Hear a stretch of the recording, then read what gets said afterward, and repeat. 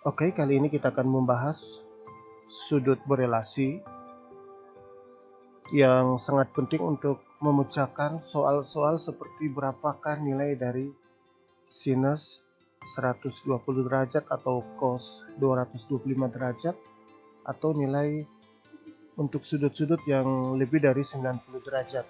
Nah, untuk itu kita perlu mengingat kembali konsep kuadran, ya, kuadran pertama dengan besar sudut 0 sampai 90 derajat, kemudian kuadran kedua besar sudut 90 derajat sampai 180 derajat, kuadran ketiga dari 180 sampai 270 derajat, dan kuadran keempat dari 270 derajat sampai 360 derajat.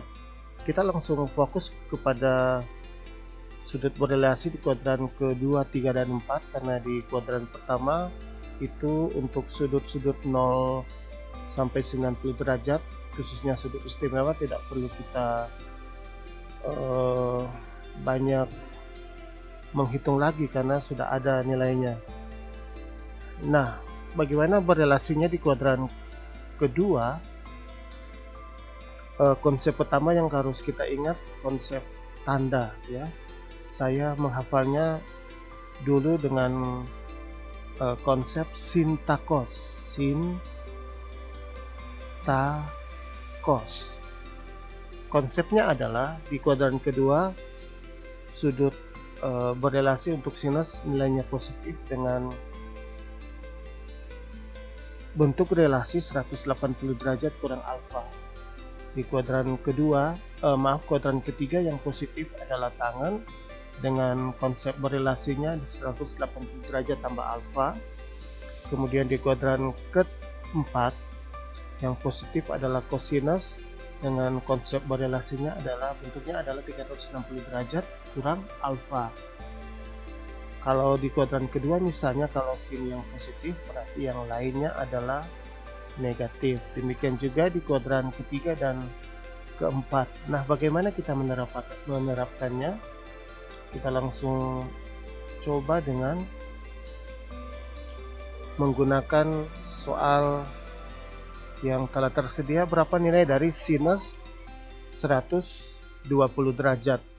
Nah, kita lihat sinus 120 derajat itu ada di kuadran kedua. Ada di kuadran kedua, berarti kita bisa tulis relasinya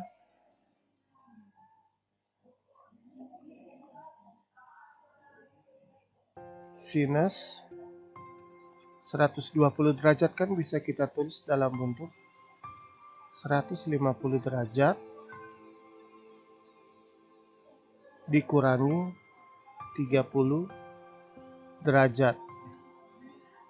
Perhatikan konsep berelasinya, nilai sinus tetap positif, kemudian kita ambil alfanya adalah 30 derajat.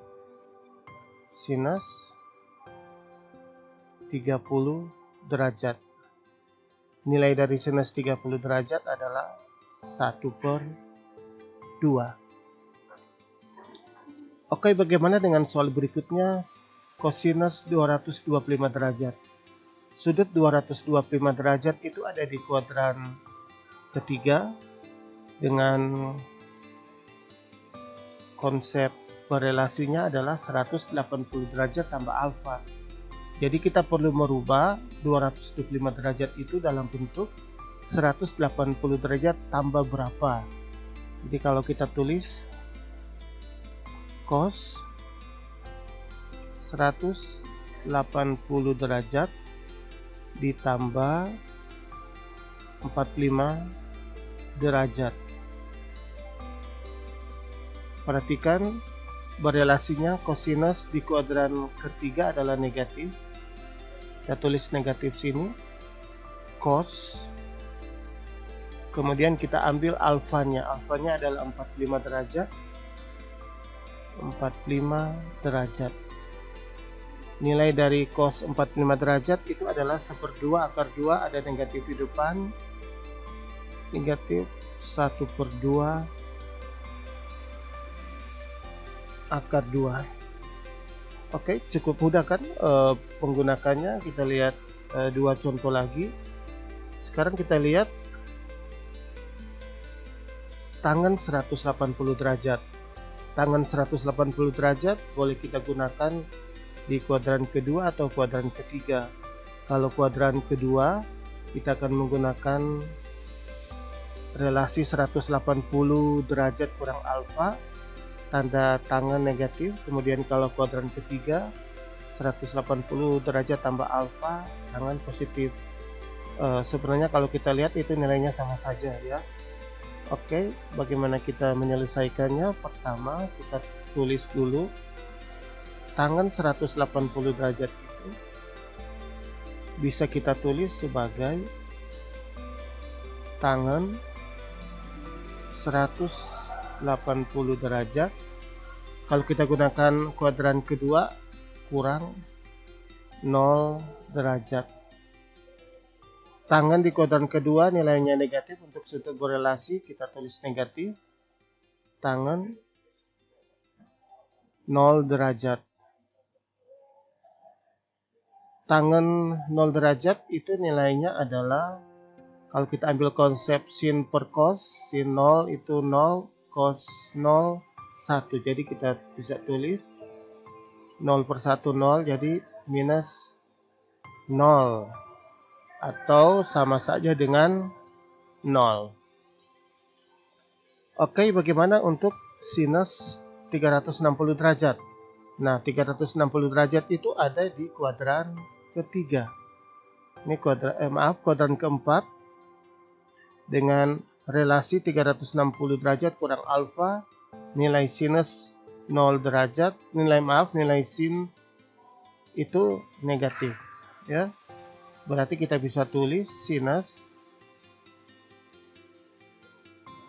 360 derajat dikurangi 0 derajat.